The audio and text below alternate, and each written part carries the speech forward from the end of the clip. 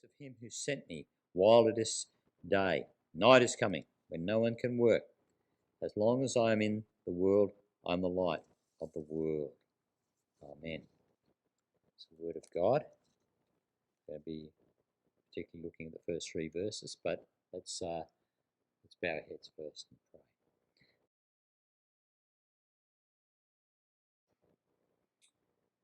Father in heaven, we come to you to ask that your Holy Spirit would speak as we examine this part of your word, that you would teach us a little more of who you are, a little more of understanding of what you would say to us by your grace, that we might know you more and praise you all the more. In Jesus' name, amen. So what we've got here in this question, really, that Jesus asks, or rather the disciples ask Jesus a question that's actually the question of the ages. It's the big question: suffering. Whose fault is it? Why does God allow it? And of course, this is the question that your atheist friends think they've got you, because they think they've got you on this one, because they bring out that old argument: if God is all powerful, he can stop suffering and evil. If he was all loving, he would want to stop suffering and evil. So if he doesn't stop it, then obviously he's not all powerful, or he's not all loving, so he doesn't exist. As though somehow, because God doesn't go according to the atheist agenda of timing, that therefore God's just going to disappear. And of course, the difficulty with that is that God does have another agenda, some of which comes out in this text, but also the atheist draws himself into a problem by even asking the question: why does God allow suffering and evil? God can't exist because he allows suffering and evil. And you've got to ask your atheist friends, when they say that, where do you get the idea there's such a thing as suffering or evil or good? Because the great atheist, not debate, but the conclusion that the great atheist philosophers have come to throughout the ages is, if there is no absolute holy God who is perfect, who can declare what is right and wrong, what is good and bad, then there is no such thing as good and evil or suffering. My favourite of the philosophers is Friedrich Nietzsche, great German philosopher, because he just said it like, he's the one who said God is dead. But he said, because of that, there is no such thing as good and evil. And all of the atheists who think it through come up with that conclusion. Because ultimately, now your friends will go, hang on a minute, we all know what's right and wrong. We all know it's wrong to kill people. Well, do we? Because the great atheist experiment of the 20th century, what happened? Between Soviet Russia, Communist China and Pol Pot, there were more tens of millions of people killed in the name of atheism than all of the other religious wars and killings in the last 2,000 years put together, all in one century, just by atheists. What is right and wrong? What is suffering? Because Mao, leading communist China, deliberately starved out tens of millions of people. He didn't say it was suffering. He said it was a good thing for the country, for the economy, to help. So what is right and wrong? Here we are in the 21st century, and people say that to you, well, we all know it's wrong to kill. We're killing people more now than ever, both at the beginning of life, killing human beings in the womb, killing them at the end of life. We can't even agree on the sanctity of life. We can't even agree on whether it's right to kill another human being or not. There is no such thing as right, wrong, suffering, evil, good, unless there is a God who says, you shall not murder. Now, Richard Dawkins, of course, is the most well-known atheist in the world today, and in his more sober moments, in his earlier books, he used to say that, without religious grounds, it's very hard to posit ethics of any kind. In his book, The Blind Watchmaker, he said, there is no design, no purpose, no evil, no good, nothing but blind, pitiless indifference. What's he getting at? Survival of the fittest. Survival of the fittest. And there's no God, so how can you determine what's right and what's wrong? How can you determine such a thing as evil and good? And so even Dawkins was admitting that in his book, The Blind Watchmaker. So why, instead of complaining about suffering and evil as though that somehow makes God disappear, the atheist not rejoicing that the fittest are surviving, and going, well, look, it's not such a big deal after all. Why would they complain about it if you can't even define evil and suffering without God? How can you then argue that's against God when you need an absolute, holy, good God to be able to determine whether there's such a thing? It's a little bit like if I go around saying, well, I don't believe there's any such thing as aliens, because all the aliens I've seen are too ugly and I don't believe in it. It's a contradiction, isn't it? I'm admitting, and that's what the atheist is doing when they ask you that question. You've got to remind them of this. If you're going to talk about suffering and evil, you need an absolute God to be able to determine that there is such a thing. Well, of course, now that Richard Dawkins is the Pope of the atheism, evangelism movement, he's backed off a little bit now and saying you can actually have such a thing as ethics from an atheistic point of view. It's kind of an evolutionary thing. What happens is it's sort of like the monkeys. You scratch my back, I scratch yours. So we kind of do good for each other. Is that ethics? So I do good only when I can get something out of it from the other person, otherwise walk all over them, survival of the fittest. That's not ethics at all. That's not right and wrong at all, is it? The thing is, we all know that there is such a thing as right and wrong. And even the atheist knows it. That's why they're asking that question. In fact, you notice how quickly the atheist deserts their faith when someone cheats them, steals from them, lies to them. All of a sudden, they desert this faith. They know there's a right and wrong. How could that be? Well, could it be that there is a God who has created us, who's written the law on our hearts, that we know deep down there is such a thing? So, as we come to the disciples' question here,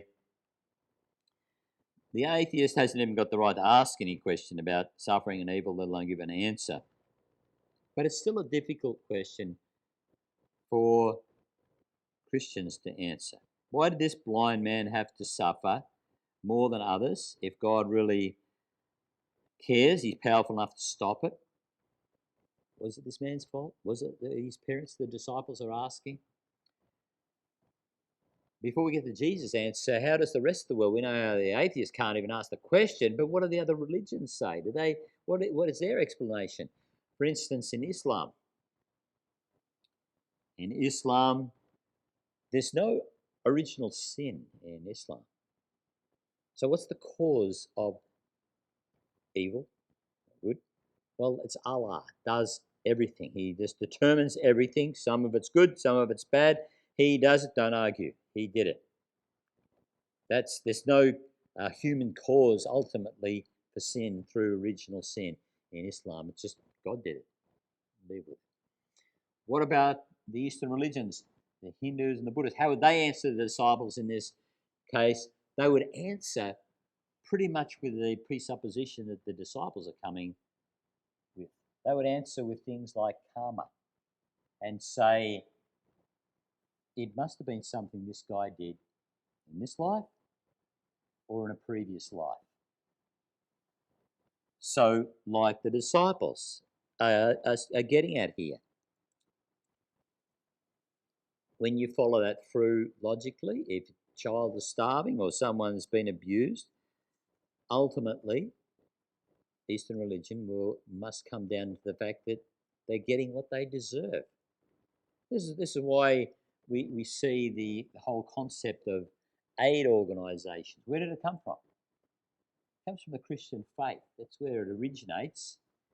Only a few years back, Care Australia, we used to boast that it was the only non-religious aid organisation in the whole country. And I don't know why you'd want to boast about that, but that's where it all comes from. It comes from the Christian religion. That's why you see such a disparity in places like India. There are a lot of rich people in India, very rich people. I've been in India a couple of times. There's extraordinary wealth in India because it's the religious undercurrent that drives it. You help someone. They were born into that caste, into that state for a reason. Don't mess with it. With Western influence and all that, things are changing for sure, and they're new. But look at the origin of these things. It's driven by religion. I heard a World Vision spokesman once say that despite all their advertising to the world, it's actually evangelical Christianity that is a bulk supporter of World Vision. It's a Christian idea. So Eastern religion, in looking at the disciples' question here, Eastern religion would agree with the disciples. It's this guy's fault. That's why he's blind. Or maybe further back down the line, the disciples are suggesting maybe his parents. The New Age movement, as borrowers from Hinduism, would say that you create your own reality. So ultimately, if pressed, they would say this guy, it's his own fault. Now, of course, the average New Ager doesn't think it through that far. They don't carry through. But I have seen in a New Age seminar one of these top New Age speakers pressed on the issue. What if a woman is raped? Did she create her own reality? And I've seen a speaker, he was backed into front and said, yes, yes, yes. Because that's ultimately where, if you're going to be honest with what you believe, that's ultimately where it will lead you. Now, as Christians, we do believe that a man reaps what he sows. People can find themselves in serious trouble from a deliberate way of life in sin. And it can come back to hurt you, for sure. We do believe those who live by the sword can die by the sword, and so on. But from this blind man's story and other teaching of Jesus, more often there isn't a direct connection between the suffering one goes through and the amount of their sin. Okay? Now, let's look at their question from verse 1, John chapter 9, verse 1. As Jesus was passing by, he saw a blind man from birth. His disciples questioned him, Rabbi, who sinned, this man or his parents, that he was born blind? Now we look at those disciples and go, you guys, how could you be so judgmental and foolish, and believe that sort of thing? And yet, the way they've just described these disciples is actually just about spot on with what most Christians think. Going through some sort of hard time, they're going through some sort of suffering, can't work out what's going on here, and what do they think? Is God punishing me? Is God doing something for something I've done wrong here? Or they look at some other person and go, what is the reason for this? It must be something they've done, and so on. But Jesus says in verse 3, neither this man nor his parents sinned. Jesus answered, this came about so that God's works might be displayed in him. Now, we want to acknowledge up front, in deference to Islam, that sin, human sin, is the cause of suffering in the world. But it's Adam's sin, original sin, that caused from the very beginning suffering and evil. Even the natural world affected, we see the thorns, the thistles, that is the origin of suffering and the cause of suffering and evil in this world. But as Jesus points out, that doesn't mean you can apply it to the individual's personal sin as the reason for their own suffering. Now, if you don't know the Lord, then certainly he may use trials to bring you to himself, like he did with this man. That's what's going to happen with this man. And yes, if you're truly straying from him and going on the wrong path, he can discipline you to bring you back. But God's work in and through the evil that's in this world is only work for good of those who love him. And I'll say something here, I don't want you to miss it. God, if you know God, he will never punish you. You know why? You've already been punished at the cross. You've already been punished at the cross. When Jesus cried, it is finished, it was finished. Everything, all of your sin was punished upon the cross. So it doesn't matter whether it's past, present, or future, it was all punished upon the cross. And you can't be punished twice for the same crime. God is just. He can't do that. He would go against his holiness to punish someone twice for the same crime. And if your crime, your sin, evil that you have done has already been punished, there is no more, it would be unjust of God to punish you for anything from there on. Everything, therefore, that's in your life as a Christian is therefore for your good. Yes, the original sin has messed up this world and we suffer and evil happens and can happen to us, but God will always work that in your life for your good because you've already had your sin punished.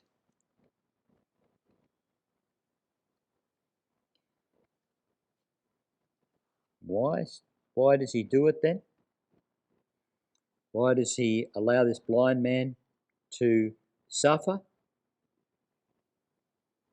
The end of verse 3 says, so that God's works might be displayed in him.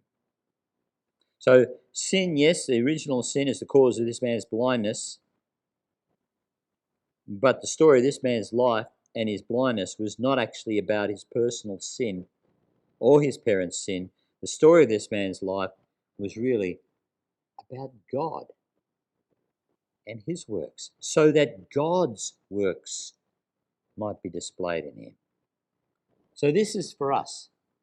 While you're trying to figure out the story of your trials and your past or the things that have happened,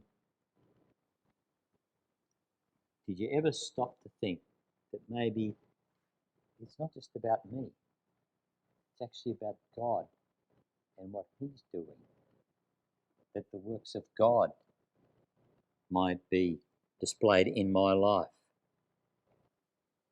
You know, people are incurably self-centered, of course, including concerning suffering, and it just automatically we jump to that conclusion. I'm suffering something, I must have done something wrong with God.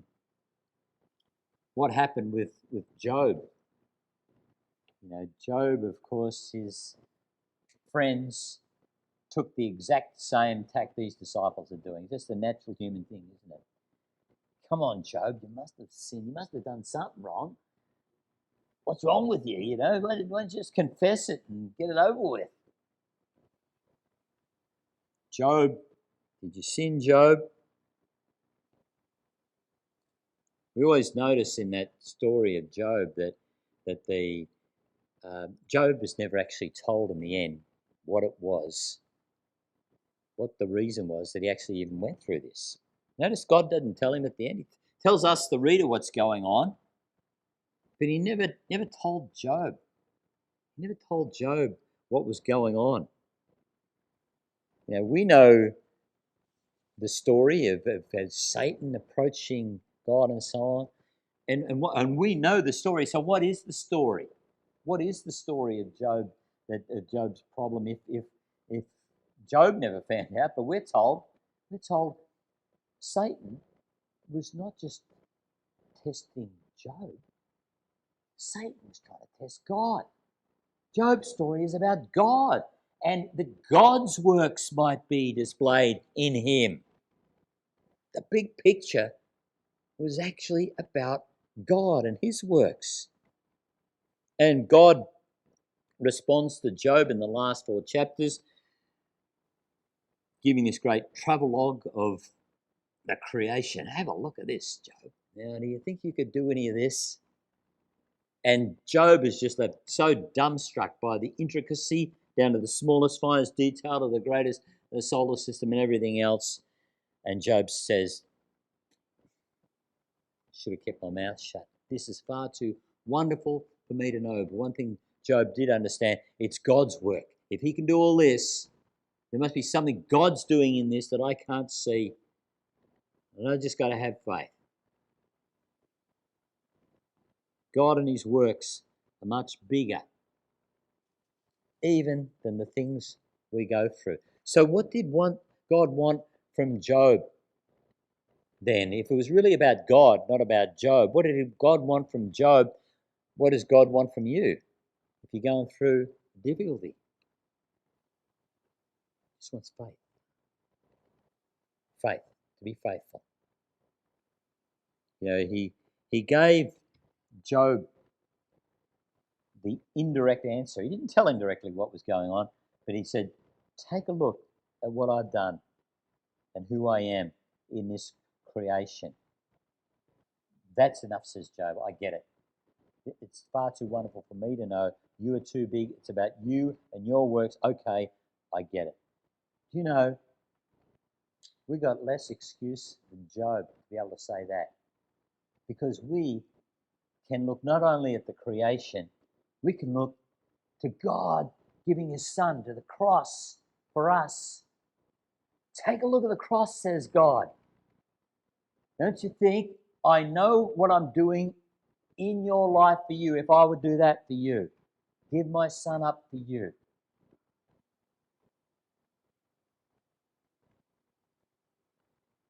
Job still wasn't even told in the end that there was a spiritual warfare going on. And when you go through trials, just as with Job, it's not actually about you and you alone. It's about what God's works are doing and how you're going to respond is too only about God and his glory. The thing that people can't come to grips with is that God and his works are not all about me. We kind of think, it's like the question of the suffering and evil, it's the same thing. You know, I saw a debate with these Christian versus an atheist, and the atheist said, well, you know, if God exists, I dare him to strike me down right now. Well, if I was you, buddy, it might take a little while, but you will get struck down. He didn't get struck down. But see what's behind the question. Behind the question is, God's got to do what I say, and he's got to come on my terms to prove himself on my terms when I want. God's agenda should be my agenda. I should be the center of the universe, not God. That's the real problem with human beings. And even us, as we become Christians, we're still thinking that whatever's going on in our life is actually all about us. We can't even see, like Job couldn't see, the spiritual Star Wars that's going on in the heavenly realms was actually about God. Satan was testing God. God will win. And you're part of that whole test, yes, but it was actually about God.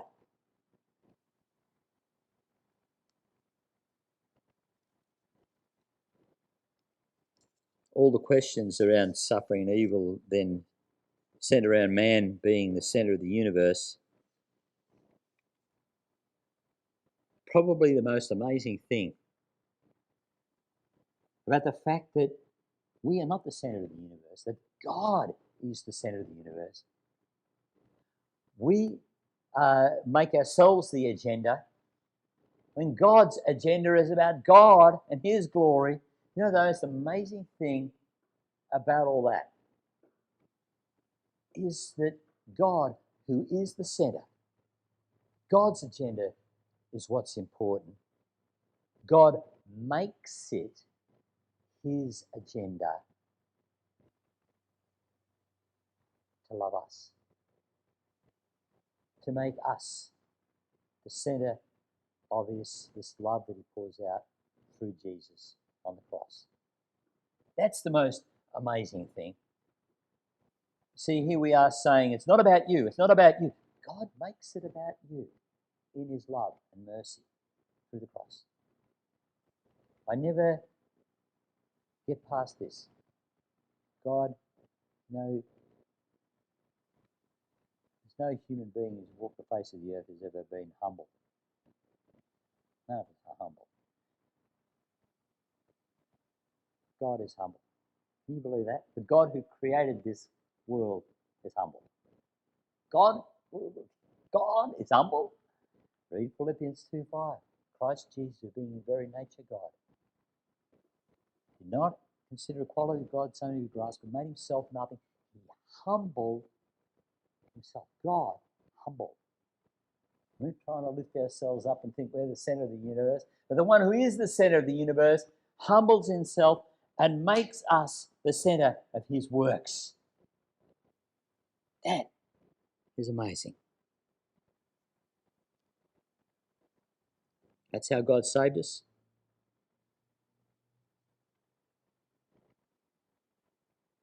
You know, there's only one question that we can't answer.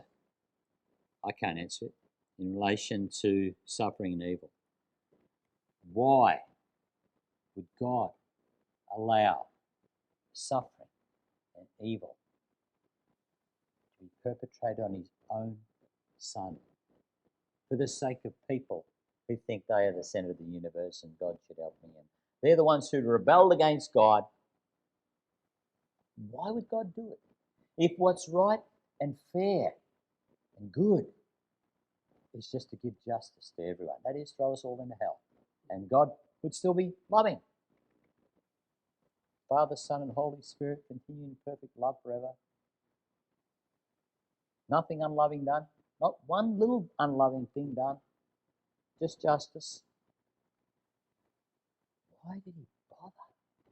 And why did He bother at such cost to give up His own Son to go through that suffering? See, we talk about innocent suffering. There's only one truly innocent person who's ever suffered. That's the Son of God. God Himself, as a man, suffered. That's how God saved us. God saved us through the greatest evil and suffering that's ever been perpetrated on this earth, the torture, murder of the Son of God. Now, if God can turn that around to become His greatest act of love and mercy, don't you think He can turn anything around in your life, no matter how difficult, no matter how impossible? And that's exactly what he's promised. Romans 8:32. He who did not spare his own son, but gave him up for us all, how will he not, along with him, give us all things? All things.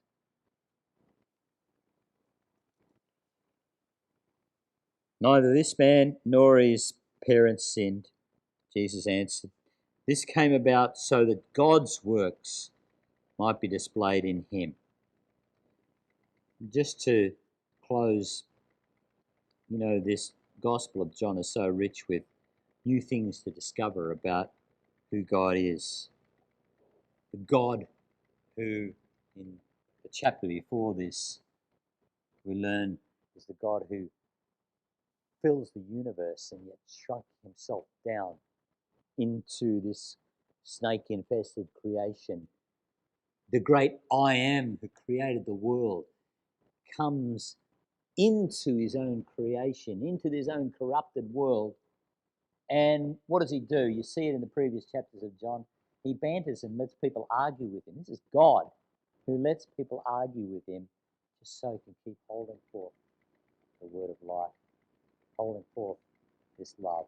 Well, this section teaches us that the same God who does all his works for his own glory, it was all about him all along.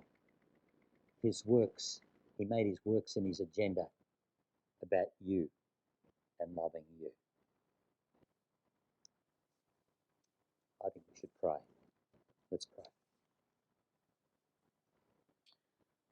Our Father in heaven, how can we ever thank you enough for your mercy? You are the center of the universe. You are the one who deserves all praise, honor, and glory. Your agenda is the agenda of the universe, and yet you chose to have mercy on sinners who deserve nothing but your wrath. We just thank you, Lord. We thank you, Lord, that as your people, we can never be punished for any sin we commit because our sin has already been punished. And that everything you're working in our lives, even through suffering and evil, you are at work for our good, for your glory. We thank you. In Jesus' name, amen. Our final song is Take My Life and Let It Be. Let's stand and sing together.